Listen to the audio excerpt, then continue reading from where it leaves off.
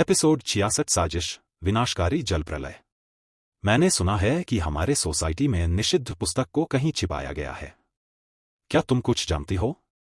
अर्जुन ने ध्यानपूर्वक ईशा की ओर देखा और उससे पूछा। रेखा ने अर्जुन की बात सुनते ही उसकी आंखें चौकस हो गई। उसे भी इसी तरह की जानकारी मिली थी। अब अर्जुन और रेखा दोनों ही ईशा की ओर ऐसे देख रहे थे जैसे उन्हें कोई बड़ा रहस्य पता चल गया हो। ईशा ने देखा कि उसके दोस्तों की उत्सुकता इतनी बढ़ गई है कि अब वह उन्हें सच नहीं छुपा सकती। उसने मुस्कुराते हुए कहा, हाँ, तुम्हें सही जानकारी मिली है। अर्जुन और रेखा ने इस जवाब को सुनकर एक दूसरे को देखा, मानो उन्हें विश्वास ही नहीं हो रहा था। अर्जुन ने जिज्ञासा से पूछा, तो बताओ, वह पुस्तक कहाँ छिपाई गई है? रेखा भी ईशा की ओर उम्मीद भरी नजरों से देख रही थी, जैसे कह रही हो, हम सबको सब कुछ बताओ। ईशा ने एक गहरी सांस लेते हुए कहा, हमने निषिद्ध पुस्तक को मेहंदीपुर के बालाजी मंदिर में रखा है। रेखा की आंखें चमक उठीं और उसने तुरंत प्रतिक्रिया दी, क्या यही वही मंदिर है जहां भूत भगाए जाते हैं? मैंने सुना है कि वहां एक दिव्य संदूक रखा गया है जिसे सिर्फ एक साधक ही खोल सकता है। क्या तुमने उसी संदूक में पुस्तक छिपाई है? ईशा ने सिर पकड़ते हुए कहा, चुप रहो, दीवारों के भी कान होते हैं। अर्जुन ने जिज्ञासा से पूछा, तो क्या रेखा की बात सच है? ईशा ने चिढ़ते हुए जवाब दिया, हाँ, सच है। अब चुप रहो, मिली शांति। और ध्यान रखो, इन बातों की पता किसी दूसरे को नहीं होना चाहिए। ईशा की बात सुनकर अर्जुन और रेखा की आंखों में चमक आ गई और वे एक साथ मुस्कुराने लगे। इसी बीच ईशा का फोन बज उठा। उसने देखा कि उसकी सेक्रेटरी का मैसेज आया है। ईशा ने फोन के स्क्रीन पर नजर डाली और मैसेज पढ़ते ही उसकी चेहरे पर एक संजीदा भाव आ गया। उसने तुरंत उठते हुए कहा, ठीक है, मैं चलती हूं। मुझे एक इंपॉर्टेंट मीटिंग अटेंड करनी है। ईशा ने अपनी बात पूरी की और उठकर वहां से चली गई। उसके जाते ही अर्जुन ने अपनी बाहें झुका दी और रेखा को अलविदा कहकर अपनी दिशा में निकल पड़ा। रेखा ने अर्जुन और ईशा के जाते ही देखा और बिल पे कर अपने ऑफिस की ओर रवाना हो गई। अर्जुन ने मैकडॉनल्ड्स से निकलते ही अपनी कार की रफ्तार बढ़ा दी। उसकी आंखों में एक शैतानी चमक थी और उसके चेहरे पर एक खतरनाक मुस्कान खेल रही थी, मानो उसने किसी महत्वपूर्ण रहस्य को उजागर कर लिया हो। वह तेजी से अपनी गाड़ी चला रहा था, उसकी गति इतनी अधिक थी कि सड़क पर आने वाले ठेले वाले और जानवर सभी उसकी कार की चपेट में आ रहे थे। अर्जुन की गाड़ी बिना रुके और बिना कोई दया दिखाए सबको कुचलती हुई जंगल की ओर बढ़ रही थी। सुनसान जंगल में प्रवेश करते ही अर्जुन की गाड़ी की गति और भी तेज हो गई। पेड़ों की छायाएं उसके गाड़ी को लपेट रही थीं और जंगल की गहरी चुप्पी में उसकी गाड़ी की खटखटाहट ही मुख्य आवाज बन गई थी। अचानक उसने अपनी कार को एक छिपी हुई जगह पर रोका और बाहर आ गया। अर्जुन ने गाड़ी को जंगल के घने इलाके में खड़ा किया, जहां चारों ओर केवल असाधारण घना पेड़ और अंधेरा था। उसने कार के दरवाजे को खोलते ही बाहर का सन्नाटा तोड़ दिया और अपने कदमों को जंगल की ठंडी और गहरी मिट्टी पर रखा। जंगल का सन्नाटा उसकी मानसिकता में गहराई से समाया हुआ था और अर्जुन ने एक बड़े पेड़ के पास जाकर वहां खड़ा हो गया। उसके चेहरे पर एक भयावह संकल्प था और उसकी आंखों में एक खौफनाक चमक थी। अर्जुन ने अपनी आंखें बंद की और गहरी सांस ली, फिर उसने मंत्रों का उच्चारण शुरू किया।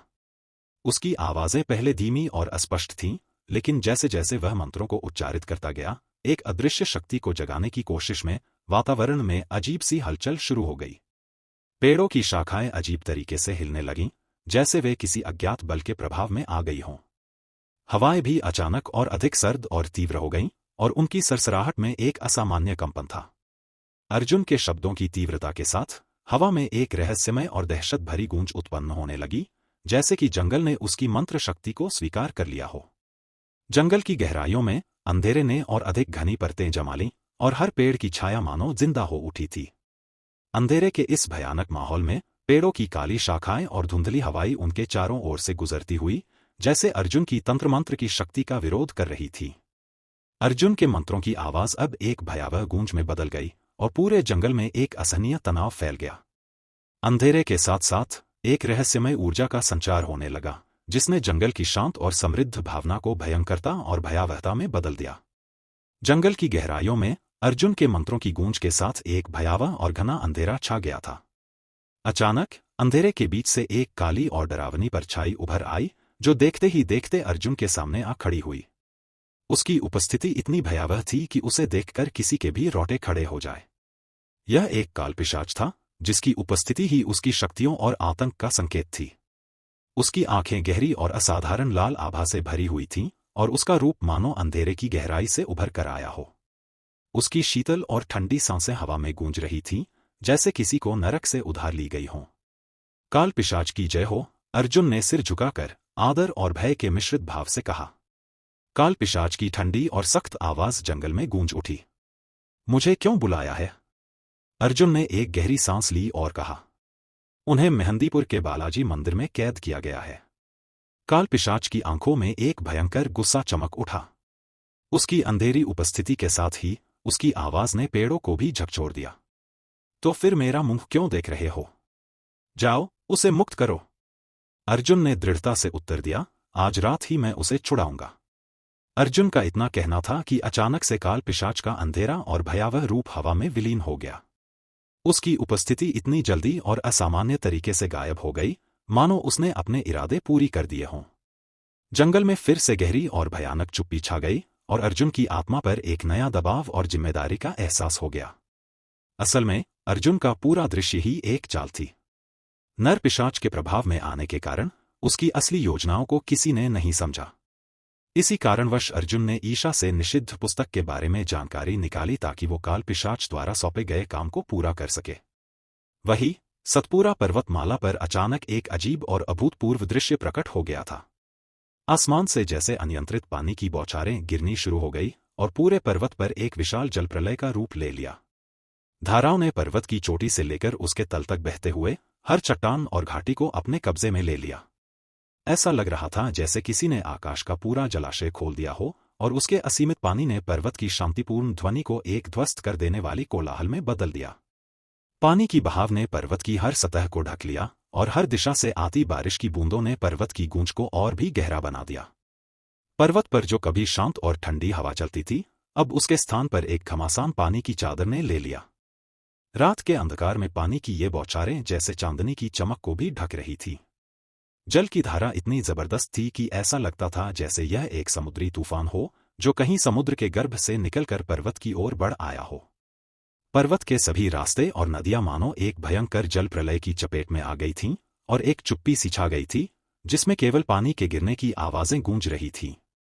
पानी की धारा ने पर्वत के हर एक मोड़ को, हर घाटी को और हर चट्टान को अपने कब्जे में ले लिया। धाराओं की ताकत इतनी अधिक थी कि पर्वत की नदियां और छोटे छोटे झरने एक बड़े और भयावह समुद्र में तब्दील हो गए थे। जल की लहरें अब पर्वत के नीचे उतर रही थीं, हर चीज को अपने साथ बहाते हुए। पेड़ों की जड़ों से लेकर चट्टानों तक सब कुछ पानी के साथ बहने लगा था। जंगली जानवर और पक्षी इस उत्पात से बचने के लिए अपने आश्रय ढूंढने लगे, लेकिन पानी की तेजी और उसकी चपेट इतनी भयावह थी कि उनके लिए भागना मुश्किल हो गया था। पर्वत की ध्वनियों, जो कभी शांति और ठंडक का संकेत देती थीं, अब एक चिल्पों और खौफनाक शोर में बदल गई थी। पानी की धाराओं की गूंज ने सभी प्राकृतिक ध्वनियों को ढक लिया था, और केवल पानी के गिरने की आवाजें हर ओर गूंज रही थीं। पानी की इस अनियंत्रित धारा ने पर्वत की हर सतह को, हर घुमाव को और हर ढलान को अपने प्रभाव में ले लिया था। भयानक जल प्रलय ने पर्वत को एक उथल-पुथल और विनाशकारी स्थिति में डाल दिया था, मानो यह एक प्राकृतिक और अलौकिक शक्ति का संगम हो। रात के इस अंधकार में यह जल प्रलय एक चेतावनी की तरह महसूस हो रहा था, जैसे पर्वत की शांतिपूर्ण सतह पर एक अज्ञात शक्ति का क्रोध फूट पड़ा हो। और इस विनाशकारी दृश्य के बीच केवल पानी की बौछारें और उनकी गूंज ही सुनाई दे रही थीं, जो इस भयावह परिवर्तन की गवाही दे रही थी। इसी जल प्रलय की उथल-पुथल और विनाशकारी प्रभावों के बीच सतपुरा विष कन्या की महारानी अपने महल के भीतर गहरी नींद में थी। शांत और सौम्य रात की चुप्पी ने उसकी नींद को समेट रखा था, लेकिन अचानक उसकी प्रजा की आपातकालीन चीख पुकार ने उसकी नींद को चीर दिया। वह जैसे ही जागी, उसके कानों में जल प्रलय की खौफनाक आवाजें गूंजने लगीं। बिना देर किए उसने अपनी नींद को झटकते हुए महल के बाहर कदम रखा। जैसे ही उसने अपने महल के दरीचे से बाहर झांका, उसके सामने का दृश्य उसे स्तब्ध कर देने वाला था। सतपुरा पर्वत की हर दिशा में असीमित पानी की लहरें और धारा उफान मार रही थी। पर्वत की हर एक घाटी, हर एक चट्टान और हर एक झरना मानो एक विशाल समुद्र में बदल गया था। पानी की धारा इतनी जबरदस्त थी कि उसने पूरी पहाड़ी को निगल लिया था, और पर्वत की नींव को हिला दिया था। महिलाओं और बच्चों की चीख पुकार और पेड़ों के टूटने की आवाजें पानी की गड़गड़ाहट के साथ मिलकर एक भयंकर ध्वनि का निर्माण कर रही थीं। महल की दीवारें भी पानी के दबाव से कांप रही थीं और उसकी छत पर लहरों के झाग गिर रहे थे। इस प्रलयंकारी दृश्य को देखकर महारानी का दिल थम गया। वह हर तरफ फैलते हुए विनाश और तांडव को देखकर असहाय और भयभीत महसूस कर रही थी। उसने अपने महल की ओर झांकते हुए सोचा कि इस विनाशकारी स्थिति को कैसे रोका जाए। उसकी आंखें भय और आशंका से भर गई थीं और उसका दिल तेजी से धड़क रहा था। महारानी का चेहरा पसीने से भीग गया था और उसकी आंखों में एक अज्ञात शक्ति की तलाश थी जो इस प्रलयकारी स्थिति को समाप्त कर सके। उसके दिल में यह सोच थी कि क्या वह अपनी शक्तियों के साथ इस संकट को टाल सकती है या इसे रोकने के लिए उसे किसी और अदृश्य ताकत की मदद लेनी पड़ेगी। सतपुरा पर्वत पर जल प्रलय का ये दृश्य देखकर महारानी अपने आप को रोक न सकी। उसने गहरी सांस ली और अपनी शक्तियों को संचित कर हवा में ऊंचाई पर उड़ते हुए पर्वत के मध्य में आ गई। उसकी आंखें आतंक और गुस्से से भरी हुई थीं और उसकी आवाज आकाश में गूंज उठी। कौन हो तुम? हमारे साथ ऐसा क्यों कर रहे हो? सामने आओ। उसने अपने स्वर में एक गंभीर और सशक्त आवाहन किया। महारानी की बात समाप्त होते ही आकाश ने एक भयानक गर्जना की, मानो समुद्र और आकाश एक साथ टकरा रहे हों। पर्वत के चारों ओर एक भयावह वातावरण बन गया और अचानक उसके सामने एक अद्भुत दृश्य प्रकट हुआ। हवा में एक व्यक्ति उड़ता हुआ दिखाई देने लगा, जिसकी उपस्थिति पर पूरी वातावरण पर एक अजीब सा दबाव बन गया। वह व्यक्ति पानी की एक विशाल धारा में घिरा हुआ था, मानो वह स्वयं पानी का देवता हो। उसकी काया पर पानी की लहरें लहरा रही थीं और उसके चारों ओर के वातावरण में जल की हर बूंद एक दिव्य चमक के साथ नाच रही थी। वह व्यक्ति बेहद ऊंचाई पर हवा में स्थिर था, उसकी आंखें जल की चादर के पीछे से चमक रही थीं और उसकी उपस्थिति ने पूरे पर्वत को एक अविस्मरणीय भय और रहस्य में डाल दिया। महारानी ने महसूस किया कि यह जल के देवता से कम नहीं हो सकता और उसकी शक्तियां इस प्रलयकारी स्थिति को नियंत्रित कर रही थी। महारानी की आंखों में एक मिश्रित भावनाएं थी, भय, गुस्सा और एक गहरी उम्मीद कि वह इस संकट का सामना कर सके। उसने अपनी सारी शक्ति को एकत्र किया और एक निर्णायक कदम उठाने के लिए तैयार हो गई। आगे क्या होगा? क्या कदम उठाएंगी महारानी? सतपुरा पर्वत पर यह सब हो रहा है, लेकिन इसमें आदेश का कोई अता पता नहीं है। कौन है यह रहस्यमय आदमी? क्यों उसने सतपुरा विष कन्या पर हमला किया? कौन सी साजिश कर रहा है अर्जुन? क्या सच में निषिद्ध पुस्तक में अटके नकारात्मक ऊर्जा को बाहर निकलेगा? क्या होगा जब इस गद्दारी के बारे में ईशा को पता चलेगा? एपिसोड 67 ब्रह्मा पौथा। वह व्यक्ति बेहद ऊंचाई पर हवा में स्थिर था, उसकी आंखें जल की चादर के पीछे से चमक रही थीं और उसकी उपस्थिति ने पूरे पर्वत को एक अविस्मरणीय भय और रहस्य में डाल दिया। महारानी ने महसूस किया कि यह जल के देवता से कम नहीं हो सकता और उसकी शक्तियां इस प्रलयकारी स्थिति को नियंत्रित कर रही थी। महारानी की आंखों में एक मिश्रित भावनाएं थी, भय, गुस्सा और एक गहरी उम्मीद कि वह इस संकट का सामना कर सके। उसने अपनी सारी शक्ति को एकत्र किया और एक निर्णायक कदम उठाने के लिए तैयार हो गई। महारानी अपने सामने खड़े आदमी पर वार करने ही वाली थी कि तभी उस आदमी की गूंजती हुई आवाज वातावरण में फैल गई। आज से 20 साल पहले आपने राजगीर रणावत के कहने पर काली नागिन विष कन्या मंत्र का प्रयोग मेरे बेटे अभिमन्यु पर किया था। आज मैं इसका बदला लूंगा। तुम्हारी वजह से मेरे बेटे को आज तक बिस्तर पर और मेडिकल वायर्स से जुड़ा रहना पड़ रहा है। उस आदमी की बात सुनकर महारानी के हाथ रुक गए। उसकी आवाज में दर्द और गुस्से की लहरें साफ झलक रही थी। जल की धारा के पीछे छिपे उस व्यक्ति की पहचान स्पष्ट हो गई थी। उसकी आवाज ने महारानी को अतीत की उन भयानक यादों में खींच लिया जिन्हें उसने वर्षों से दबा रखा था। महारानी के चेहरे पर भय और पश्चाताप के भाव उभर आए। उसकी आंखों में अतीत के वे दृश्य तैरने लगे जब उसने राजगीर रणावत के कहने पर काली नागिन मंत्र का प्रयोग किया था। वह नहीं जानती थी कि उसका यह कृत्य किसी मासूम की जिंदगी को हमेशा के लिए बदल देगा। तुम्हें याद है महारानी? जल की धारा के पीछे से वह व्यक्ति बोलता गया। तुम्हारे इस घातक मंत्र ने मेरे बेटे को जिंदा लाश बना दिया। तुम्हारे अहंकार और शक्ति के प्रदर्शन ने उसे उसकी जिंदगी से महरूम कर दिया। अब मैं उसी का बदला लेने आया हूं। महारानी की आंखों में आंसू छलक आए। उसने सोचा भी नहीं था कि उसका अतीत उसे इस तरह से घेर लेगा। उसने साहस जुटाकर कहा, मुझे माफ कर दो। मैंने जो भी किया वह मेरी मूर्खता और अहंकार का परिणाम था। लेकिन मैं तुम्हारे बेटे को वापस से ठीक कर सकती हूं। जैसे ही महारानी ने ये शब्द कहे, चारों ओर की पानी की धाराएं अचानक रुक गईं, मानो वे महारानी के शब्दों पर विचार कर रही हों। वातावरण में एक असहज सन्नाटा छा गया था, जो इस बात का संकेत था कि उसकी बात ने गहरी छाप छोड़ी थी। क्या तुम सच कह रही हो? पानी के घेरे के पीछे छिपे आदमी ने गुस्से और आशंका से भरे स्वर में पूछा। हाँ, महारानी ने दृढ़ता से कहा। मैं अपने विष कन्या समूह की कसम खाकर कहती हूं, मैं तुम्हारे बेटे को ठीक कर सकती हूं। उसकी आवाज में सच्चाई और संकल्प की झलक साफ झलक रही थी। आदमी कुछ पल चुप रहा, फिर धीरे धीरे पानी के घेरे से बाहर आया। उसका चेहरा आक्रोश और उम्मीद के मिश्रण से भरा था। अगर तुम झूठ बोल रही हो, उसने धमकी भरे स्वर में कहा, तो तुम्हें इसकी भारी कीमत चुकानी पड़ेगी। मैं झूठ नहीं बोल रही, महारानी ने शांत और दृढ़ स्वर में कहा। मुझे एक मौका दो। मैं अपने किए का प्रायश्चित करना चाहती हूं। आदमी ने अपनी आंखों में संदेह और विश्वास के बीच जूझते हुए कहा। ठीक है, मैं तुम्हें एक मौका दूंगा, लेकिन याद रखना, यह तुम्हारी आखिरी मौका है। महारानी ने सिर हिलाते हुए कहा, मुझे कोई संदेह नहीं है। मैं हर संभव प्रयास करूंगी। जल की धाराएं अब शांत थीं, और वातावरण में एक नई उम्मीद की किरण उभर आई थी। वही, महारानी के सामने खड़ा जल पुरुष कोई और नहीं बल्कि आदेश ही था। कुछ दिनों के संघर्ष ने आदेश को पूरी तरह से बदल दिया था। वह पहले से कहीं अधिक दुबला-पतला हो चुका था, और उसके कपड़े फटे पुराने हो गए थे। उसे देखकर कोई भी नहीं कह सकता था कि यह वही आदमी है जो कभी एक सभ्य पुरुष हुआ करता था। महारानी की भी हालत कुछ ऐसी ही थी। आदेश की बदली हुई हुलिया को देखकर महारानी को यकीन नहीं हो रहा था कि यह वही आदमी है जो इतना ताकतवर है। लेकिन सत्य को स्वीकारते हुए महारानी धीरे धीरे धरती पर उतर आई, जहां अब पानी का कोई निशान भी नहीं था। चारों ओर का वातावरण एकदम शांत था, मानो कुछ हुआ ही नहीं हो। सब कुछ अपनी जगह पर स्थिर था, लेकिन इस स्थिरता में एक अनजान सा रहस्य और भयानक सन्नाटा था, जिसने महारानी के मन में हलचल पैदा कर दी। असल में, आदेश ने सतपुरा पर्वत पर सचमुच हमला नहीं किया था। उसने तो बस एक माया रच दी थी, जो वहां के निवासियों को भ्रमित कर रही थी। मायावी दुनिया के अनुसार, जब एक साधक सहस्त्रार चक्र के पहले स्तर पर पहुंच जाता है, तब वह साधक अपने क्षेत्र के आसपास माया रच सकता है। आदेश ने भी अपने इसी शक्ति का इस्तेमाल कर सतपुरा विष कन्या समूहों के इलाके में माया रच दी, जिससे महारानी को मजबूरन अपने महल से बाहर आना पड़ा।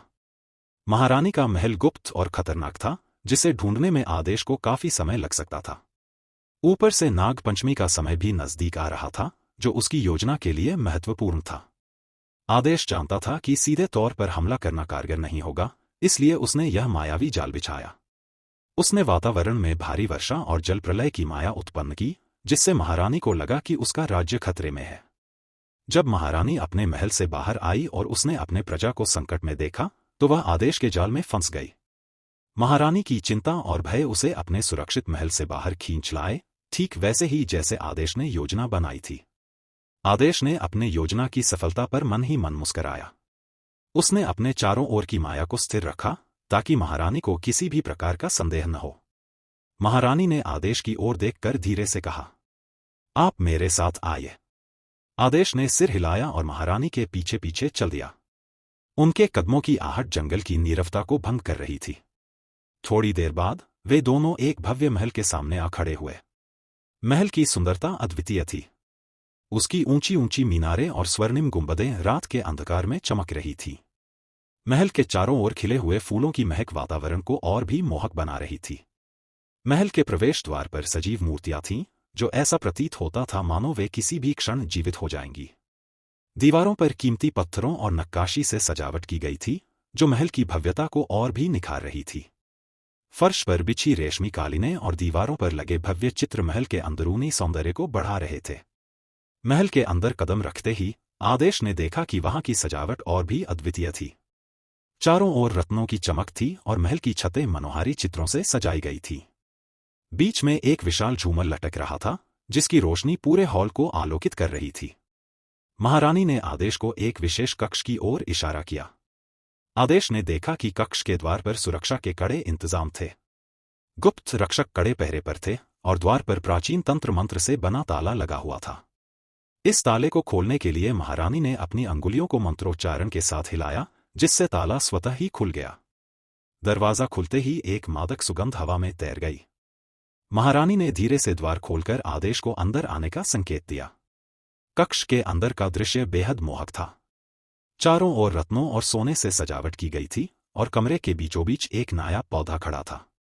यह कोई साधारण पौधा नहीं था, बल्कि ब्रह्मा पौधा था, जिसे बहुत दुर्लभ और शक्तिशाली माना जाता था। इस पौधे के चारों ओर हल्की सुनहरी आभा थी और उसके पत्तों से मंद प्रकाश निकल रहा था। ऐसा कहा जाता है कि इस पौधे में दिव्य शक्तियां होती हैं और यह केवल उन स्थानों पर उगता है जहां देवताओं का आशीर्वाद हो। कक्ष के चारों ओर बेशकीमती जड़ी बूटियां और औषधियां रखी हुई थीं। दीवारों पर प्राचीन ग्रंथ और तांत्रिक चित्र लटक रहे थे, जो इस जगह की पवित्रता और महत्व को दर्शा रहे थे। महारानी धीरे धीरे कमरे के बीचों बीच खड़े ब्रह्मा पौधे की ओर बढ़ी। यह पौधा अत्यंत विशाल और प्राचीन दिख रहा था, मानो सदियों से इस स्थान की पवित्रता की रक्षा कर रहा हो। उसकी ऊंचाई इतनी थी कि उसकी सबसे ऊंची शाखाएं लगभग छत को छू रही थीं। उसकी शाखाओं और पत्तों पर सुनहरी आभा थी, जो पूरे कमरे को एक दिव्य प्रकाश से भर रही थी। पौधे के मोटे, मजबूती से जड़े हुए तने पर कई नक्काशीदार निशान थे, जो इसके लंबे जीवन और अद्वितीय महत्व का संकेत देते थे। प्रत्येक पत्ता विस्तृत और गहरा हरा था, जिनमें से कुछ पर देवी देवताओं के चित्र उकेरे गए थे। ऐसा प्रतीत होता था मानो यह पौधा स्वयं ब्रह्मांड की रहस्यमय कहानियों को समेटे हुए हो। महारानी ने ब्रह्मा पौधे के पास जाकर उसकी सबसे निचली शाखा को हल्के से छुआ। उनके स्पर्श से पौधे की आभा और भी चमक उठी और एक मीठी सुगंध हवा में फैल गई। उन्होंने अपने सिर को झुकाया और कुछ मंत्रों का उच्चारण किया, जिससे पौधे की शक्ति जागृत हो गई। आदेश इस दृश्य को देख रहा था और पौधे की भव्यता और शक्ति से मोहित हो गया था। महारानी ने आदेश की ओर मुड़ते हुए कहा, यह ब्रह्मा पौधा अनंत शक्तियों का भंडार है। इसके माध्यम से हम आपके बेटे को ठीक कर सकते हैं, लेकिन इसके लिए आपको प्राचीन आयुर्वेदिक तकनीक का इस्तेमाल करना पड़ेगा। इतना कहकर महारानी ने पौधे से एक पत्ता सावधानी से तोड़ा और आदेश की ओर बढ़ते हुए उसे सौंपा। पत्ता सौंपते हुए महारानी ने गंभीरता से कहा, मुझे खेद है, लेकिन इसके आगे मैं आपकी मदद नहीं कर सकती हूं। हमारे समूह ने ही आपके बेटे पर विषकन्या तंत्र मंत्र का प्रयोग किया था और नियमों के अनुसार हम इस प्रक्रिया में हिस्सा नहीं ले सकते। महारानी की आंखों में ईमानदारी और मजबूरी झलक रही थी। उन्होंने आगे कहा, आपके लिए यही बेहतर होगा कि आप किसी साधक वैद्य को बुलाएं जो इस प्राचीन तकनीक का जानकार हो, ताकि वह आपके बेटे को बचा सके। महारानी की बातों को सुन आदेश ने पत्ते को हाथ में लेकर मुस्कुराया और फिर एक सवाल पूछा, लेकिन यह पत्ता काम किस तरह करता है? यह पत्ता विष को अपने अंदर सोख लेता है। जब आप इसे अपने बेटे के शरीर के संपर्क में लाएंगे, तो यह धीरे धीरे उसके अंदर के विष को खींच लेगा। परंतु यह प्रक्रिया विधिपूर्वक और संयम से करनी होगी, महारानी ने उत्तर दिया। आदेश ने महारानी की बातों को ध्यान से सुना और उनकी सलाह को मानते हुए पत्ते को सावधानीपूर्वक संभाला। उनके मन में आशा की किरण जाग चुकी थी और अब वे इस प्राचीन उपाय को अपनाकर अपने बेटे को बचाने की दिशा में कदम बढ़ाने के लिए तैयार थे। आदेश को पूरा यकीन था कि इस पत्ते की मदद से वर्धमान उसके बेटे को बचा सकता है। महारानी के प्रति आभार व्यक्त करते हुए उसने विनम्रता से कहा, आपकी सहायता के लिए मैं तहे दिल से शुक्रगुजार हूं। आपने मेरे बेटे के जीवन को बचाने की एक उम्मीद दी है। महारानी ने आदेश की कृतज्ञता को स्वीकार करते हुए एक हल्की मुस्कान दी और सिर हिलाया। आदेश ने पत्ते को सावधानीपूर्वक अपनी जेब में रखा और महल से बाहर की ओर बढ़ने लगा।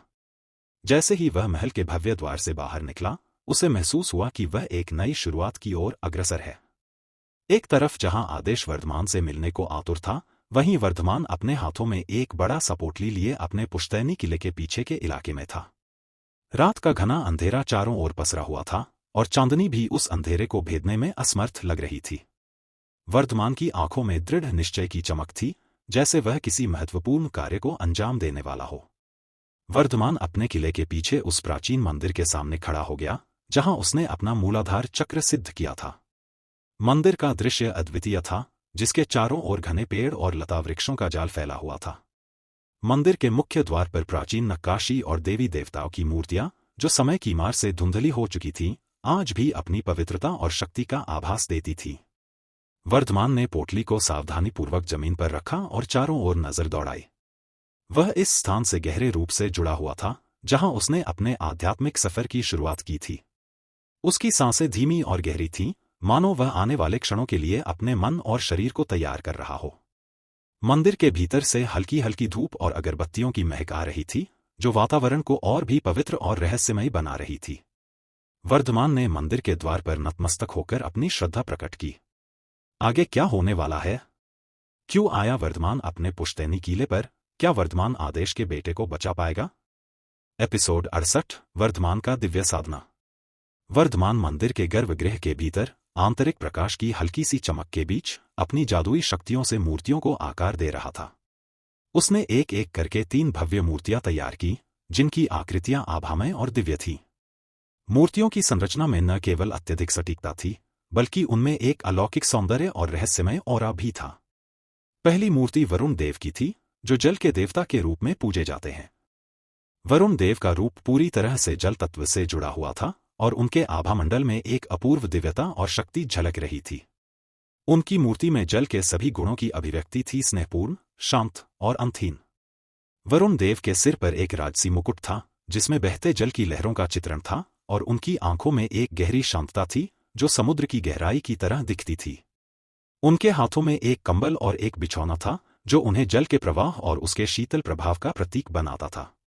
स्वाधिष्ठान चक्र का मुख्य तत्व जल है, और इसलिए वरुण देव की पूजा इस चक्र के संतुलन और सक्रियता के लिए आवश्यक मानी जाती है। यह चक्र जीवन की संवेदनाओं, सृजनात्मकता और प्रवाह को नियंत्रित करता है।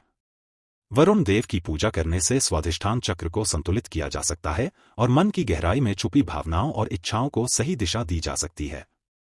दूसरी मूर्ति भगवान विष्णु की थी, जो स्वाधिष्ठान चक्र का प्रमुख देवता माने जाते हैं। विष्णु का रूप इस मूर्ति में साकार हो रहा था, जिसमें उनकी पारंपरिक छवि गहरी नीली त्वचा, 4 हाथों में शंख, चक्र, गदा और पद्म पूरी भव्यता और दिव्यता के साथ अंकित की गई थी। भगवान विष्णु के शांत और आकर्षक चेहरे पर एक निरंतर आभा थी, जो स्वाधिष्ठान चक्र की सृजनात्मकता और संतुलन को प्रकट कर रही थी। उनकी उपस्थिति स्वाधिष्ठान चक्र के नकारात्मक ऊर्जा को शुद्ध करने और संतुलित करने की क्षमता का प्रतीक थी। भगवान विष्णु की मूर्ति के पास एक शांति और समर्पण का एहसास था, जैसे कि वह हर एक जल की बूंद, हर एक तरंग को अपनी उपस्थिति से नियंत्रित कर रहे हों। उनके आशीर्वाद से स्वाधिष्ठान चक्र की ऊर्जा को सही दिशा में प्रवाहित किया जा सकता था और जीवन की भावनात्मक और सृजनात्मक धारा को संचालित किया जा सकता था। तीसरी मूर्ति देवी रकिनी की थी, जिन्हें स्वाधिष्ठान चक्र की शक्ति और ऊर्जा की दायनी माना जाता है। रकिनी की मूर्ति में शक्ति और वीरता का अद्वितीय संयोग था। उनकी भव्यता को दर्शाने के लिए उनकी मूर्ति में एक हाथ में तलवार और दूसरे हाथ में ढाल थी, जो उनकी रक्षा और शक्ति का प्रतीक था। रकिनी का स्वरूप ज्वाला और निखार से भरपूर था, जो उनके साहस और शक्ति को प्रकट करता था। उनके चारों ओर एक दिव्य आभा थी, जो स्वाधिष्ठान चक्र की ऊर्जा को प्रचुरता और सुरक्षा प्रदान करती थी। वर्धमान ने मूर्तियों को आकार देने का कार्य पूरा किया और उन्हें श्रद्धापूर्वक स्थापित कर दिया। इसके बाद वह मंदिर से बाहर आया और ध्यानपूर्ण ढंग से कुछ अनुष्ठान करने लगा। उसकी आंखों में एक विशेष श्रद्धा और ध्यान की चमक थी, जो उसके मन की गहराई और आस्था को दर्शा रही थी। उसने आसमान की ओर देखा और पाया कि आज अर्धचंद्रमा है। यह देखकर उसे खुशी हुई, क्योंकि अर्धचंद्रमा स्वाधिष्ठान चक्र के लिए बेहद शुभ माना जाता है। स्वाधिष्ठान चक्र का संबंध चंद्रमा से गहराई से जुड़ा हुआ है, और चंद्रमा इस चक्र के जल तत्व का प्रतिनिधित्व करता है। जल तत्व भावनाओं, मानसिकता और सृजनात्मकता को प्रभावित करता है, जिससे चंद्रमा की उपस्थिति इस चक्र की ऊर्जा को बढ़ाती है और मानसिक और भावनात्मक संतुलन को प्रोत्साहित करती है। तारा मंडल की ओर देखे तो वर्धमान ने देखा कि आज स्वाधिष्ठान चक्र से जुड़े प्रमुख नक्षत्र रेवती, अश्लेषा और विशाखा आसमान में प्रभावशाली स्थिति में हैं। ये नक्षत्र भावनात्मक संतुलन, सृजनात्मकता और मानसिक शक्ति के साथ जुड़े होते हैं, जो स्वाधिष्ठान चक्र की ऊर्जा को प्रभावित करते हैं। सभी संयोगों को अनुकूल देख वर्धमान के चेहरे पर एक संतोषजनक मुस्कान उभर आई।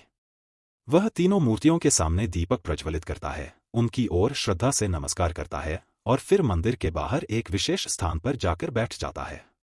वह स्थान ऐसा था जहां से वह तीनों मूर्तियों को स्पष्ट रूप से देख सकता था। वर्धमान ने मंदिर के बाहर एक विशेष स्थान पर पद्मासन की मुद्रा में बैठते ही अपने सामने कमल की 6 पंखुड़ियों के आकार में जड़ी बूटियों को सजाना शुरू किया। उसने अपने पास रखी पोटली से धीरे धीरे शतावरी, सफेद मूसली, अश्वगंधा, तुलसी, गोक्षुरा और दालचीनी को निकाला। ये जड़ी बूटियां साधारण नहीं थीं। वर्धमान के पास जो जड़ी बूटियां थीं, वे दुर्लभ और अत्यंत प्राचीन थीं, 100 साल पुरानी। उनकी उम्र और विशिष्टता ने उन्हें अद्वितीय बना दिया था। यह वह दिन था जब वर्धमान ने इन जड़ी बूटियों का उपयोग अपनी साधना में करने का संकल्प लिया था। उन जड़ी बूटियों की सुगंध वातावरण में फैलते ही एक अद्भुत ऊर्जा का संचार हुआ। ऐसा प्रतीत हुआ मानो समय ने अपना चक्र बदल दिया हो और वह वर्धमान के इस अनुष्ठान के केंद्र में आ गया हो। जड़ी बूटियों से कमल का घेरा बना लेने के बाद वर्धमान ने अपनी पोटली से कुछ विशेष फूल निकाले, जिनकी उम्र भी 100 साल की थी। इनमें सफेद कमल, शंखपुष्पी, चमेली, गुलाब, गेंदे का फूल, गुलमोहर और सफेद लिली शामिल थे। इन फूलों की सुगंध वातावरण में फैलते ही ऐसा प्रतीत हुआ मानो चारों ओर एक दिव्य आभा ने घेरा बना लिया हो। वर्धमान ने इन फूलों को जड़ी बूटियों के ऊपर रखते हुए कमल की 6 पंखुड़ियों जैसा आकार देना शुरू किया। जैसे ही उसने एक एक फूल को सजाया, पूरा दृश्य अलौकिक हो उठा। फूलों की विभिन्न रंगों और खुशबुओं का संगम ऐसा प्रतीत हुआ मानो प्रकृति ने अपनी सारी सृजनात्मकता इस स्थान पर बिखेर दी हो। यह दृश्य इतना दिव्य और शांतिमय था कि प्रकृति भी इस अनुष्ठान का हिस्सा बन गई थी। हवा में हल्की हल्की सुगंध तैर रही थी और वर्धमान का साधना स्थल अब किसी स्वर्गीय बगीचे के समान प्रतीत हो रहा था, जहां हर फूल और हर पत्ती अपनी शक्ति और आभा के साथ उस अनुष्ठान को सफल बनाने के लिए समर्पित थे। तैयारी पूरी करने के बाद वर्धमान ने अपनी आंखें बंद कर गहरी सांस ली और धीरे धीरे वज्रासन की मुद्रा में बैठ गया। उसने अपने दोनों हाथों को श्रद्धा से जोड़ा और अपने आराध्य देव की आराधना में लीन हो गया। जैसे ही उसने मन ही मन अपने आराध्य देव का स्मरण किया, आसपास का वातावरण धीरे धीरे बदलने लगा। पहले हवा की गति धीमी हो गई, जैसे प्रकृति ने भी इस दिव्य क्षण को महसूस किया हो। पेड़ों की पत्तियां थम गईं, मानो वे भी वर्धमान की साधना का हिस्सा बनने को तैयार हों। हवा में हल्की सी सुगंध फैलने लगी, जो उसकी साधना की पवित्रता को और भी गहरा बना रही थी। जैसे जैसे वर्धमान ने अपने ध्यान को गहनता से आराध्य देव की ओर केंद्रित किया, वैसे वैसे वातावरण में एक अद्भुत ऊर्जा का संचार होने लगा। यह ऊर्जा इतनी सूक्ष्म और शांत थी कि उसे केवल वही महसूस कर सकता था जो अपने मन, शरीर और आत्मा को पूरी तरह समर्पित कर चुका हो। चारों ओर की हलचल शांत हो गई थी, मानो समय भी रुक गया हो। अब केवल वर्धमान की साधना और उसकी आराधना का दिव्य प्रकाश था, जो धीरे धीरे पूरे स्थान को अपनी आभा से भर रहा था। अपने आराध्य देव की आराधना करने के बाद वर्धमान ने गहरी सांस ली और अपने हाथों को प्राण मुद्रा में किया। उसने अपनी आंखें बंद कर लीं और ध्यान की गहराई में उतरते हुए दिव्य मंत्रों का उच्चारण शुरू किया। जैसे ही वर्धमान ने इन शक्तिशाली बीज मंत्रों का जप करना शुरू किया, पूरे वातावरण में एक अद्भुत परिवर्तन होने लगा। यह मंत्र साधना के द्वार को खोलने वाला था और इसका प्रभाव वर्धमान की आत्मा से लेकर पूरे ब्रह्मांड तक फैलने लगा। मंत्रों की ध्वनि इतनी गुंजायमान थी कि पेड़ों की शाखाएं भी हल्के हल्के कंपन करने लगीं। जैसे ही वह मंत्रों का जप करता गया, मंदिर के चारों ओर की ऊर्जा अधिकाधिक सघन होती गई। मंदिर की दीवारें हल्के हल्के चमकने लगीं और एक अदृश्य प्रकाश की लहरें वर्धमान के चारों ओर फैलने लगीं। यह मंत्र साधना के देवताओं को आह्वान कर रहा था और उनकी उपस्थिति को महसूस किया जा सकता था। अचानक मंदिर के अंदर एक हल्की सी रोशनी प्रकट हुई, जो धीरे धीरे बढ़कर एक चमकदार आभा में बदल गई। यह आभा वर्धमान के चारों ओर एक दिव्य सुरक्षा कवच की तरह लिपट गई। उसे महसूस हो रहा था कि वह साधना के अद्वितीय चरण में प्रवेश कर रहा है, जहां उसका हर शब्द, हर उच्चारण ब्रह्मांड की शक्तियों के साथ जुड़ता जा रहा था। मंत्रों की गूंज इतनी प्रबल हो गई थी कि आसपास का वातावरण पूरी तरह से मंत्रमुग्ध हो चुका था। पेड़, पौधे, हवा, सब कुछ इस साधना में सम्मिलित हो गए थे। ऐसा प्रतीत हो रहा था मानो पूरा ब्रह्मांड वर्धमान की साधना में सहयोग कर रहा हो। उसकी चेतना धीरे धीरे उच्चतर स्तरों की ओर बढ़ रही थी, जहां उसे दिव्य अनुभव और ज्ञान प्राप्त होने वाले थे। मंत्रों का यह दिव्य जप वर्धमान को स्वादिष्ठान चक्र की गहराइयों तक ले जा रहा था। उसकी आत्मा धीरे धीरे इस ऊर्जा केंद्र के साथ तादात्म्य स्थापित कर रही थी। वर्धमान ने अपने आराध्य देव की कृपा को महसूस किया और वह जानता था कि यह साधना उसे असीम शक्तियों और ज्ञान की ओर ले जाएगी। और फिर एक क्षण में उसे भीतर से एक अद्वितीय शांति और शक्ति का अनुभव हुआ। यह स्वादिष्ठान चक्र की पूर्ण सक्रिय होने का संकेत था और वर्धमान ने इस शक्तिशाली अवस्था में प्रवेश कर लिया था। जैसे जैसे वर्धमान मंत्रों का जप करता जा रहा था, उसके शरीर से धीरे धीरे एक अद्भुत नीली रोशनी निकलने लगी। यह रोशनी उसकी आत्मा की गहराइयों से उठ रही थी और धीरे धीरे पूरे वातावरण में फैलने लगी। वर्धमान के शरीर से निकलती यह नीली आभा एक शक्तिशाली ऊर्जा का प्रतीक थी। उसकी सांसों के साथ यह रोशनी और अधिक प्रबल होती गई, मानो वह ब्रह्मांड के हर कोने से ऊर्जा को अपने भीतर समाहित कर रही हो। उसकी त्वचा पर इस नीली आभा का हल्का हल्का कंपन महसूस होने लगा, जो उसके आध्यात्मिक विकास और साधना की गहराइयों का संकेत था। मूलाधार चक्र, जो उसकी रीढ़ के निचले हिस्से में स्थित था, अचानक इस नीली रोशनी के संपर्क में आने से जागृत हो गया। जैसे ही वर्धमान की मूलाधार चक्र में ऊर्जा का प्रवाह तेज होता गया, इस शक्ति का प्रभाव स्वादिष्ठान चक्र पर भी स्पष्ट रूप से देखा जाने लगा। मूलाधार चक्र से उठ रही ऊर्जा की लहरें स्वादिष्ठान चक्र की ओर बढ़ने लगीं, मानो एक गुप्त मार्ग पर चल रही हों। स्वादिष्ठान चक्र, जो मूलाधार चक्र से 2 अंगुल ऊपर स्थित था, धीरे धीरे अपने आकार में आने लगा। पहले तो यह चक्र एक हल्की धुंध की तरह दिखाई देने लगा, जो वर्धमान की नीली आभा के साथ मिलकर एक दिव्य दृश्य बना रहा था। फिर जैसे जैसे ऊर्जा का प्रवाह बढ़ा, यह धुंध एक सुंदर, चमकदार कमल के रूप में साकार होने लगी। इस कमल के 6 पंखुड़ियां एक एक करके खुलने लगीं, जैसे कोई रहस्यमय फूल अपनी सुंदरता का प्रदर्शन कर रहा हो। स्वादिष्ठान चक्र का रंग एक आकर्षक नारंगी आभा में बदलने लगा, जो उसके चारों ओर फैलती हुई नीली और लाल रोशनी के साथ मिलकर एक अद्भुत समन्वय बना रही थी। कमल की पंखुड़ियां इतनी नाजुक और चमकदार थीं कि वे मानो एक दैवीय प्रकाश के साथ दमक रही थी। इस समय स्वादिष्ठान चक्र पूरी तरह से सक्रिय हो चुका था।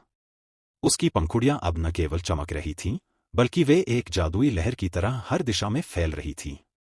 हर पंखुड़ी के सिरे पर छोटी छोटी आभाएं झिलमिला रही थीं, जैसे उस चक्र की प्रत्येक शक्ति को एक जादुई ऊर्जा से संजीवनी मिल रही हो। स्वादिष्ठान चक्र की केंद्रीय क्षेत्र में एक सफेद चांद का स्वरूप उभरने लगा, जो जल के तत्व को प्रदर्शित कर रहा था। इस चांद के चारों ओर एक हल्की चमकदार रेखा बन रही थी, जो चक्र की ऊर्जा को और अधिक प्रबल बना रही थी। स्वादिष्ठान चक्र के जागृत होते ही उसकी ऊर्जा वर्धमान के शरीर और आत्मा में गहराई से समाहित हो रही थी। जैसे जैसे यह चक्र पूरी तरह से सक्रिय होता गया, वर्धमान के भीतर की भावनात्मक शक्ति और सृजनात्मकता की धाराओं का प्रवाह और भी अधिक प्रबल हो गया। इस दिव्य जागृति के साथ वर्धमान ने महसूस किया कि उसके भीतर एक नया जागरण हो रहा है, जो उसे जीवन की गहराइयों और ब्रह्मांड के रहस्यों की ओर एक नई दिशा दे रहा था। स्वादिष्ठान चक्र की यह दिव्य सक्रियता वर्धमान के आध्यात्मिक और भौतिक अस्तित्व में एक नए अध्याय की शुरुआत कर रही थी। इसी गहन साधना के दौरान मंदिर में स्थापित मूर्तियों से अचानक एक दिव्य रोशनी निकलने लगी। यह रोशनी न केवल मंदिर के भीतर, बल्कि पूरे परिसर में फैल गई, एक सुनहरी आभा का निर्माण करती हुई। मूर्तियों के चमत्कारी तेज से निकलती किरणें वर्धमान की ओर बढ़ रही थीं, मानो उन्होंने एक अदृश्य पुल को पार किया हो। यह प्रकाश धीरे धीरे वर्धमान के चारों ओर घनी होती जा रही थी, जैसे उसे एक दिव्य आच्छादित घेरे में समाहित कर रहा हो।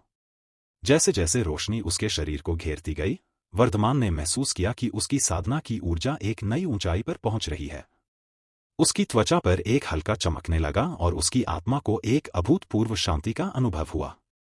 यह अनुभव उसे जैसे किसी और ही दुनिया में ले जा रहा था, जहां हर सांस, हर विचार और हर भावना एक दिव्य स्वरूप में बदल रही थी। आगे क्या होगा? क्या वर्धमान ने अपने स्वादिष्ठान चक्र को जागृत कर लिया है? क्या वो अपने स्तर पर पहुंच चुका है?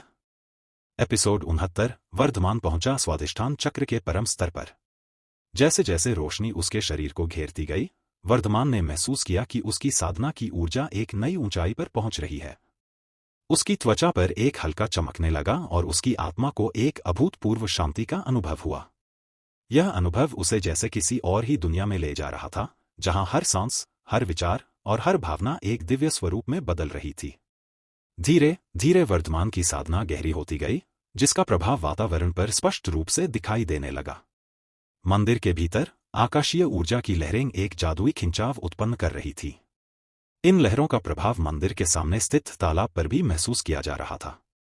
तालाब का पानी पहले हल्का सा लहराया और फिर अचानक एक भयानक हलचल उत्पन्न हो गई। पानी की सतह पर बड़े बड़े तरंगों का निर्माण हो रहा था, जैसे कुछ विशाल और रहस्यमय ताकतें पानी के भीतर सक्रिय हो गई हों। तालाब का पानी मानो अपने स्वाभाविक स्थान से बाहर निकलने के लिए प्रेरित हो रहा था और यह एक अज्ञात दिशा में बहने का प्रयास कर रहा था। तालाब के पानी में एक अनूठा आभा फैलने लगी, जिसमें चमकदार झिलमिलाहट और रंगीन लपटें दिखाई देने लगीं।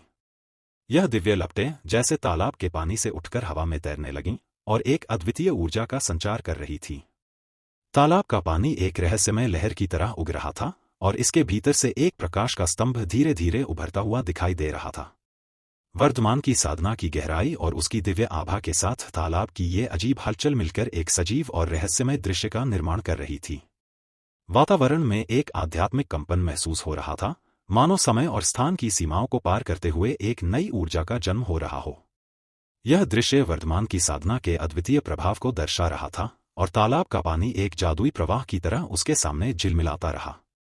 वही वर्धमान की इसी गहरी साधना के दौरान उसके शरीर पर एक अद्भुत परिवर्तन देखने को मिला। स्वाधिष्ठान चक्र की शक्ति से प्रभावित होकर उसके शरीर के चारों ओर एक अलग ही आभा फैल गई थी। यह आभा चमकदार और रंगीन लपटों के रूप में प्रकट हो रही थी, और हर लपट में एक दिव्य ऊर्जा का संकेत था। स्वाधिष्ठान चक्र की ऊर्जा ने एक रहस्यमय प्रभाव उत्पन्न किया। वर्धमान के शरीर के आसपास, विशेष रूप से उसके स्वाधिष्ठान चक्र के क्षेत्र में, 9 छोटे छोटे चक्र धीरे धीरे प्रकट होने लगे। ये छोटे चक्र स्वाधिष्ठान चक्र के निम्न स्तरों का प्रतीक थे, और हर एक चक्र के चारों ओर एक अदृश्य लेकिन शक्तिपूर्ण ऊर्जा की परत थी। ये छोटे चक्र विभिन्न रंगों और आकारों में चमक रहे थे, प्रत्येक में अलग अलग ध्वनियां और लहरें निकल रही थी। ये चक्र स्वाधिष्ठान चक्र की गहराई और उसकी विभिन्न अवस्थाओं को दर्शा रहे थे, और प्रत्येक चक्र में एक विशेष प्रकार की दिव्य ऊर्जा की अनुभूति हो रही थी। चक्रों के चारों ओर चमकती ऊर्जा और रोशनी ने वर्धमान के शरीर को एक दिव्य और अद्वितीय आभा से घेर लिया था। यह आभा मानो स्वाधिष्ठान चक्र की अंतर्निहित शक्तियों को उजागर कर रही थी, और वर्धमान के भीतर एक नई चेतना का जन्म हो रहा था। दूसरी ओर, हर एक छोटे चक्र के प्रकट होते ही वर्धमान के शरीर पर एक नई चमक और शक्ति का संचार हो रहा था। यह दिव्य ऊर्जा उसके शरीर के प्रत्येक कोशिका में गहराई से प्रवेश कर रही थी, जैसे कोई रहस्यमय लहर उसकी आत्मा को छू रही हो। जैसे जैसे चक्रों की शक्ति वर्धमान के शरीर में फैल रही थी, एक अद्वितीय और असाधारण बदलाव होने लगा। वर्धमान ने महसूस किया कि यह ऊर्जा उसके शरीर के भीतर गहराई से समाहित हो रही है। इस प्रक्रिया के दौरान उसे एक अजीब और असहनीय दर्द महसूस होने लगा। यह दर्द इतना तीव्र और कष्टदायक था कि उसने अनुभव किया कि जैसे उसकी हड्डियां और नसें उसके शरीर से बाहर आ रही हैं। दर्द की यह लहर एक भयंकर शक्ति के समान थी, जो उसकी आत्मा और शरीर को एक नई ऊर्जा की ओर अग्रसर कर रही थी। यह दर्द सिर्फ शारीरिक ही नहीं, बल्कि मानसिक और आध्यात्मिक भी था, जैसे उसकी पुरानी सीमाएं और बाधाएं टूट रही थीं और नई शक्ति का प्रवेश हो रहा था।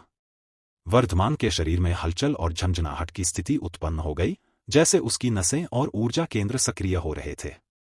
यह परिवर्तन एक अलौकिक अनुभव था, जो उसकी साधना की गहराई और तीव्रता को दर्शा रहा था। दर्द और कठिनाई के बावजूद यह ऊर्जा की लहर उसके भीतर एक नई चेतना और शक्ति का संकेत थी, जो उसे और अधिक आध्यात्मिक ऊंचाइयों की ओर ले जा रही थी। इसी दौरान आसमान पर काले और घने बादल छा गए थे, जैसे एक अनहोनी का संकेत दे रहे हों। ये बादल इतनी तेजी से फैल रहे थे कि पूरे आकाश को अंधेरे में ढक दिया था, मानो एक प्रलयकारी घटना की छाया फैल रही हो।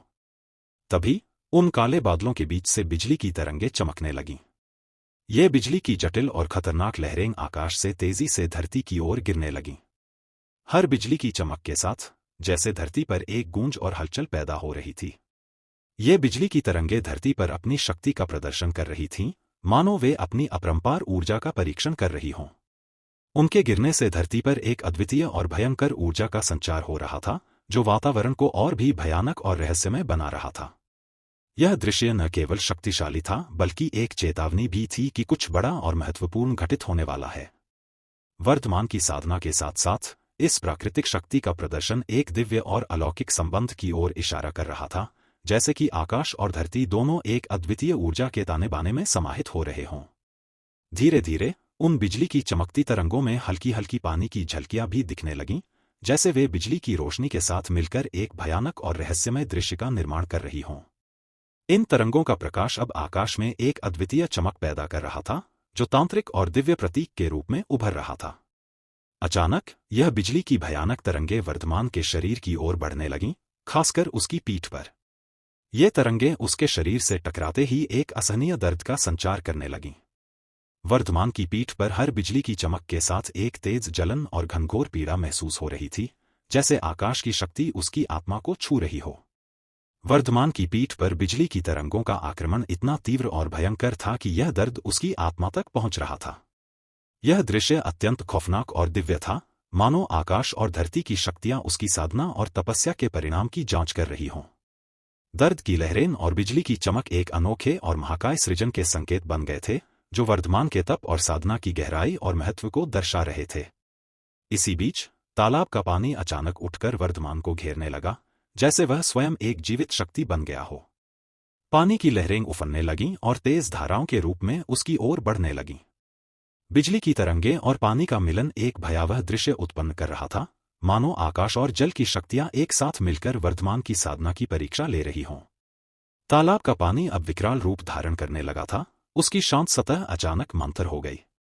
पानी की लहरें इतनी तीव्र और उग्र थीं कि वे धीरे धीरे तालाब की सीमा को पार कर रही थीं। धरती के नीचे से फटने की आवाजें आने लगीं, जैसे धरती का भीतर का आक्रोश बाहर आ रहा हो। जैसे ही धरती फट रही थी, पानी के झरने उसके भीतर से बाहर की ओर बहने लगे और बिजली की तरंगें उसे और भी प्रचंड रूप दे रही थी। यह दृश्य एक महाकाय ऊर्जा और शक्ति का प्रतीक बन गया था, जहां जल, विद्युत और धरती की शक्तियां मिलकर एक रहस्यमय और भयंकर परिदृश्य का निर्माण कर रही थी।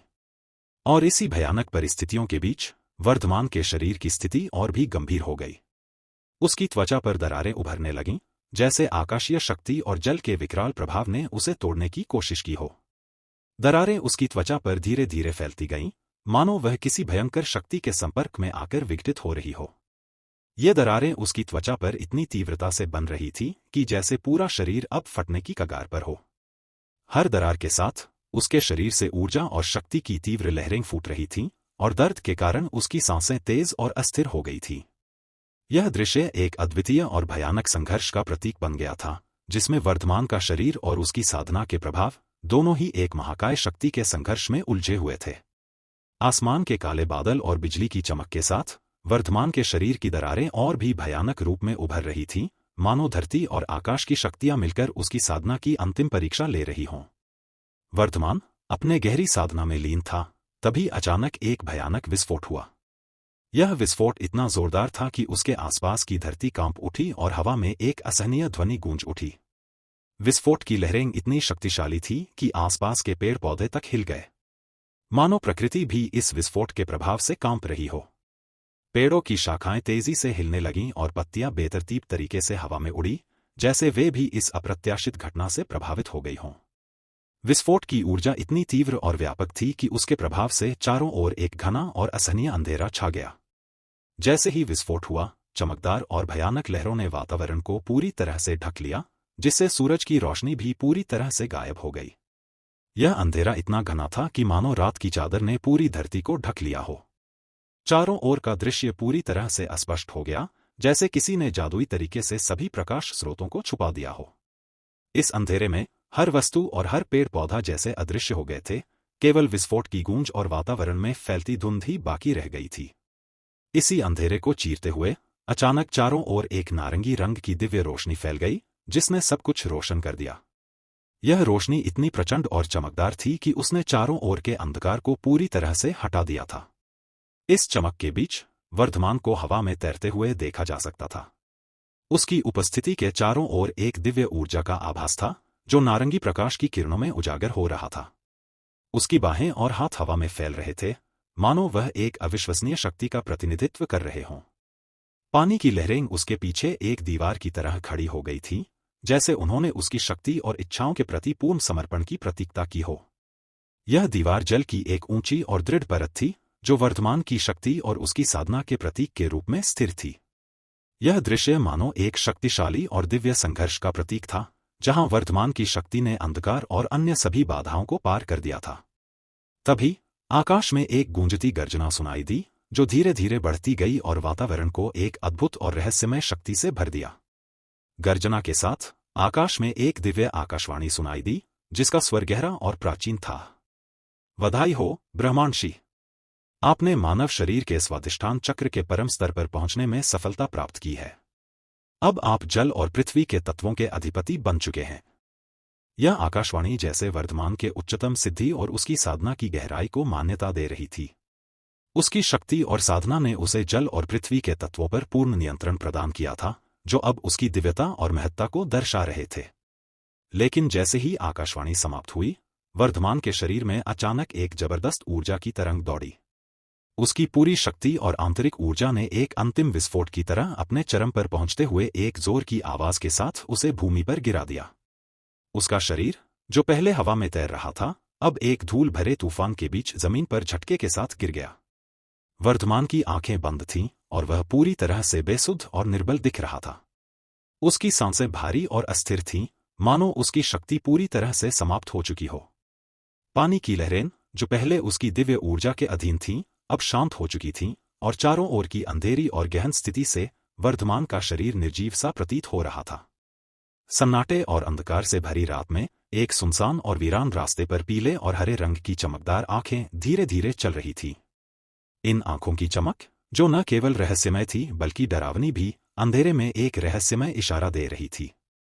इन आंखों की चमक जैसे गहरे जंगल और काले बादलों की छाव को चीरती हुई रात की नीरवता को तोड़ रही थी। हर एक कदम के साथ वे आंखें अंधेरे में रहस्यमय रूप से झपक रही थीं, मानो रात की गहराई से एक अज्ञात शक्ति को बोध करा रही हो।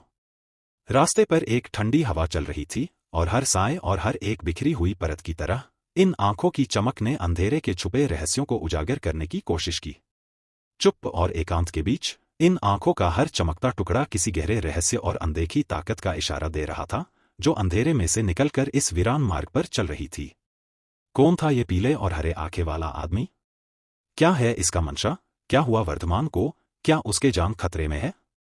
किसी आवाज थी उस आकाशवाणी में, और क्या क्या होगा इस अंधेरी रात में? एपिसोड 70, आजाद हुआ मृत्यु पिशाच। रास्ते पर एक ठंडी हवा चल रही थी और हर साए और हर एक बिखरी हुई परत की तरह इन आंखों की चमक ने अंधेरे के छुपे रहस्यों को उजागर करने की कोशिश की। चुप और एकांत के बीच इन आंखों का हर चमकता टुकड़ा किसी गहरे रहस्य और अनदेखी ताकत का इशारा दे रहा था, जो अंधेरे में से निकलकर इस वीरान मार्ग पर चल रही थी। यह हरी और पीली आंखों वाला व्यक्ति कोई और नहीं बल्कि स्वयं अर्जुन था। उसके चेहरे पर एक अजीब सी गंभीरता और डरावनी ठंडक थी। अर्जुन, जो अब मेहंदीपुर के बालाजी मंदिर के बाहर खड़ा था, उसकी आंखों की भयंकर चमक अंधेरे में भी सिहरन पैदा कर रही थी। मंदिर के प्रवेश द्वार पर बड़े बड़े काले अक्षरों में बालाजी मंदिर लिखा था, जो एक भयानक संदेश की तरह वहां मौजूद था। जैसे ही अर्जुन ने मंदिर की ओर देखा, उसकी पीली और हरी आंखों की चमक एक घोर डरावनी छाया की तरह चारों ओर फैल गई।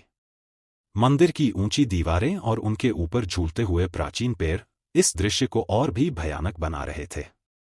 मंदिर के चारों ओर का वातावरण भारी और दमनकारी था, जैसे वहां कुछ अदृश्य शक्ति का प्रकोप हो।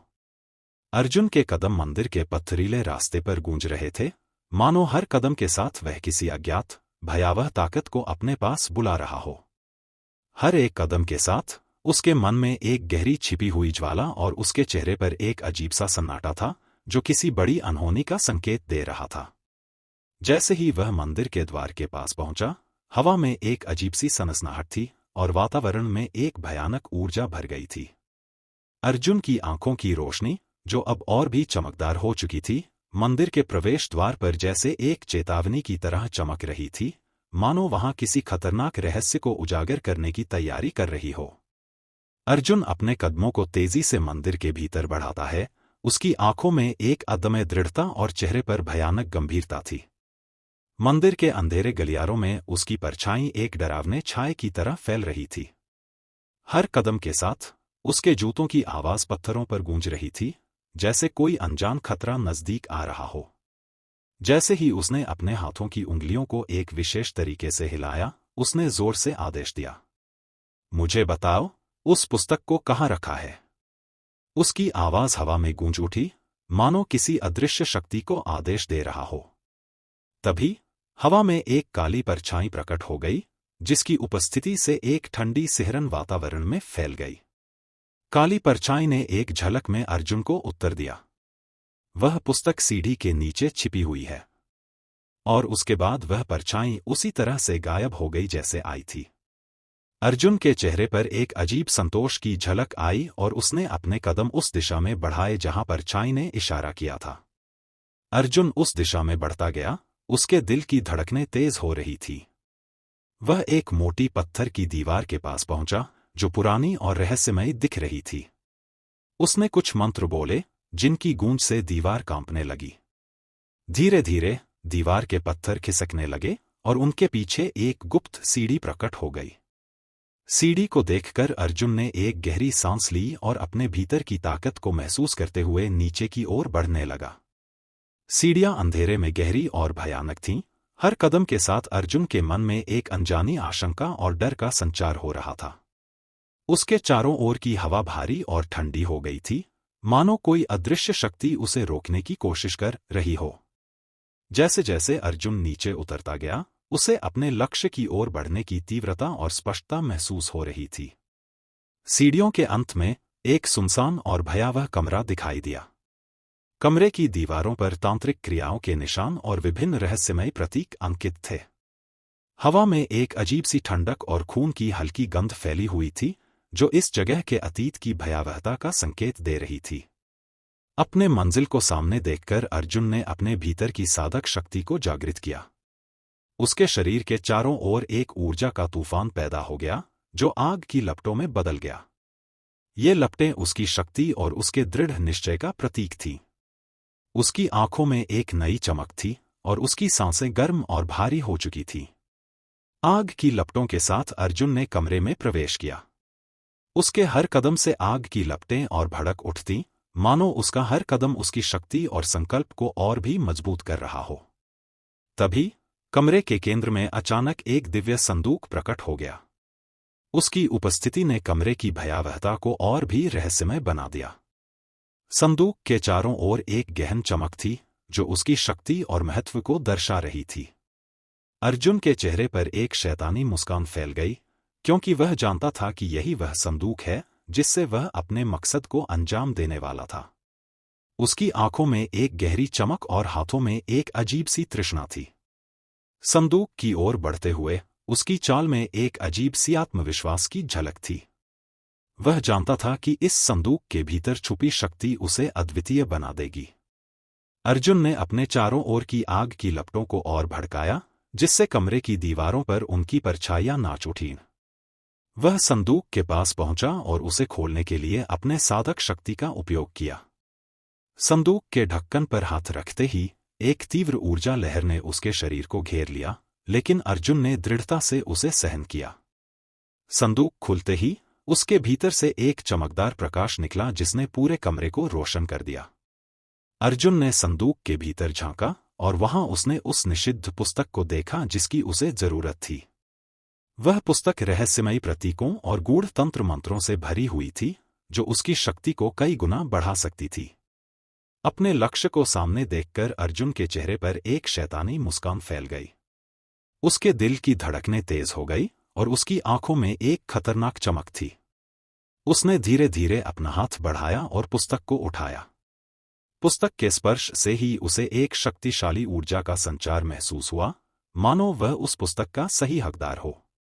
अर्जुन ने निषिद्ध पुस्तक को अपने सामने देखा और उसके चेहरे पर एक खतरनाक मुस्कान उभरी। उसने अपने हाथों से पुस्तक को खोलते ही एक गहरी, भयावह हंसी छेड़ दी, जो पूरे कमरे में गूंज उठी। उसकी हंसी की प्रतिध्वनि मानो खुद अंधकार से भरी थी और उसी पल जैसे कोई अदृश्य शक्ति जागृत हो गई हो। पुस्तक के खुलते ही चारों ओर का वातावरण अचानक बदलने लगा। मंदिर की घंटियां जो अब तक शांत थीं, वे जोर जोर से बजने लगीं, मानो किसी अदृश्य हाथ ने उन्हें जोर से झकझोर दिया हो। हर घंटी की ध्वनि के साथ एक अजीब सा कंपन पूरे मंदिर में फैल गया। हवा अचानक से तेज चलने लगी और उसकी गूंजती आवाज ने पूरे वातावरण को भयावह बना दिया। ऐसा प्रतीत हो रहा था मानो यह हवा किसी प्राचीन क्रोध को अपने साथ लिए आ रही हो। कमरे की दीवारों पर उकेरे गए तांत्रिक प्रतीक अब जीवंत हो उठे थे। वे अपनी जगह से हलचल करने लगे, मानो किसी पुरानी बंदिश से आजाद हो गए हों। चारों ओर की हवा में एक ठंडक फैल गई, जो हड्डियों तक को कंपा देने वाली थी। उसी समय कमरे में रखी हुई अन्य वस्तुएं अपनी जगह से खिसकने लगीं, जैसे किसी अदृश्य ताकत ने उन्हें धकेल दिया हो। अर्जुन की आंखों में अब एक शैतानी चमक थी और उसके चारों ओर की ऊर्जा और भी अधिक काली और घनी होती जा रही थी। पुस्तक के पन्नों से एक काले धुएं जैसी ऊर्जा उठने लगी, जो सीधे अर्जुन की ओर खिंचती चली आ रही थी। जैसे ही उसने पुस्तक के पन्नों को पलटना शुरू किया, ऐसा लगा मानो पूरे मंदिर के भीतर एक अनहोनी घटने वाली हो। उसके चारों ओर का वातावरण अब अजीब और भयानक हो गया था। छत से टपकता हुआ पानी, जो पहले शांत था, अब धीरे धीरे लाल हो गया, मानो खून बह रहा हो। बाहर के पेड़ पौधे भी तेज हवा में झूमने लगे थे, जैसे वे भी इस भयानक शक्ति को महसूस कर रहे हों। अर्जुन इस भयावह और अशुभ ऊर्जा के बीच विजयी मुद्रा में खड़ा था।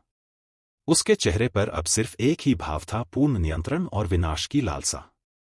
अचानक अर्जुन के हाथ से पुस्तक फिसलकर जमीन पर गिर पड़ी और उसके साथ ही एक गहरी, काली छाया पुस्तक के भीतर से निकलकर पूरे कमरे में फैलने लगी। यह छाया इतनी घनी और भयावह थी कि उसकी उपस्थिति ने पूरे वातावरण को और भी डरावना बना दिया। ऐसा लगा मानो वह छाया किसी प्राचीन, भयंकर शक्ति का प्रतीक हो, जो अब मुक्त हो चुकी थी। अर्जुन, जो अब तक आत्मविश्वास से भरा हुआ था, उस छाया को देखते ही एक अजीब से भय से घिर गया। उसकी टांगों की ताकत जैसे अचानक ही खत्म हो गई और वह घुटनों के बल जमीन पर गिर पड़ा। उसके चेहरे की शैतानी मुस्कान अब एक गहरे डर में बदल चुकी थी। उस घनी छाया ने धीरे धीरे आकार लेना शुरू कर दिया और उसकी उपस्थिति से कमरे का हर कोना एक ठंडे, भयानक डर से भर गया। अर्जुन की सांसें अब भारी हो गई और उसके हाथों में हल्की सी कंपी शुरू हो गई। छाया ने अपनी भयानक आंखें अर्जुन पर टिका दीं और उसकी उपस्थिति ने मानो अर्जुन की आत्मा तक को कंपा दिया हो। अर्जुन ने कंपाते हुए शब्दों में कहा, पिशाच राज, मृत्यु पिशाच को मेरा प्रणाम। उसकी आवाज में भय की गूंज थी, जैसे वह अपनी ही जुबान से निकलते शब्दों से कांप रहा हो। यह कोई साधारण पिशाच नहीं था। यह 4 अंत पिशाचों में से एक, मृत्यु पिशाच था। मृत्यु का जीवंत प्रतीक था, जिसकी उपस्थिति मात्र से जीवन की लौ बुझ जाती थी। उसकी आंखों में एक असहनीय चमक थी, जो किसी भी जीवित प्राणी की आत्मा को भीतर तक हिला देने की क्षमता रखती थी। जब भी वह प्रकट होता, धरती पर एक सिहरन दौड़ जाती, मानो किसी प्राचीन बुराई ने स्वयं को जागृत कर लिया हो। हर तरफ एक ठंडक और नमी छा जाती, जैसे चारों ओर एक भूतिया दुनिया का पर्दा गिर चुका हो। मृत्यु पिशाच का साम्राज्य पश्चिम दिशा में फैला हुआ था। यह साम्राज्य भारत के पश्चिमी हिस्सों से लेकर राजस्थान और गुजरात के रेगिस्तानी क्षेत्रों से शुरू होकर पाकिस्तान के बलूचिस्तान और सिंध के सूखे, भयावह इलाकों में फैला था। यह क्षेत्र अफगानिस्तान के ऊबड़-खाबड़ पहाड़ों और रेगिस्तानी मैदानों से होते हुए ईरान के पश्चिमी हिस्सों तक पहुंचता था। इस साम्राज्य के भीतर मृत्यु पिशाच का वर्चस्व था और उसके आंतरिक शक्ति के प्रभाव ने इस क्षेत्र को अन्य दुनिया से जोड़ दिया था। एक ऐसी दुनिया जहां अंधकार और मृत्यु का शासन था, जहां हर चीज पर उसकी काली छाया का दबदबा था। अर्जुन को उस दिन जो काम सौंपा गया था, वह कोई साधारण कार्य नहीं था। उसे एक खतरनाक और दुष्ट योजना को अंजाम देना था, जो उसे पिशाचों की दुनिया में अद्वितीय बना देगा। दरअसल, उसे काल